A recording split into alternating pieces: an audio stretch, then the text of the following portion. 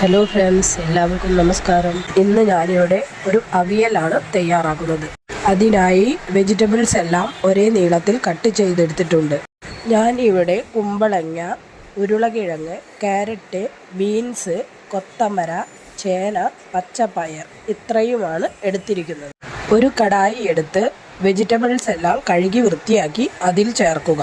അതിൽ കുറച്ച് മുളക് പൊടിയും മഞ്ഞൾപ്പൊടിയും ആവശ്യത്തിന് ഉപ്പും കുറച്ച് വെളിച്ചെണ്ണയും കുറച്ച് കറിവേപ്പിലയും ചേർത്ത് നന്നായി മിക്സ് ചെയ്തെടുക്കുക.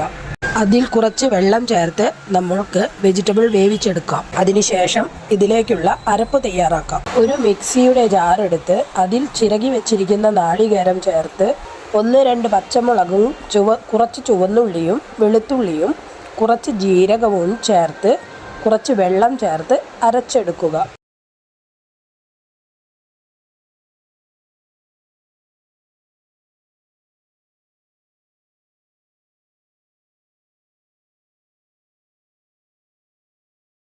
വെജിറ്റബിൾ എല്ലാം വെന്ത് കഴിഞ്ഞാൽ നമുക്ക് ഈ അരപ്പ് അതിലേക്ക് ചേർക്കാം.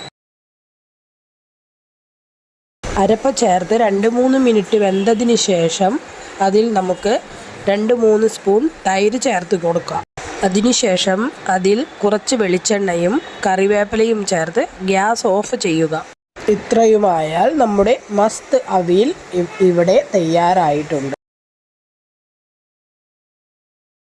ഇതേപോലത്തെ വീഡിയോ കാണുന്നതിന് വേണ്ടി എൻ്റെ ചാനൽ സബ്സ്ക്രൈബ് ചെയ്യൂ. Thanks for watching.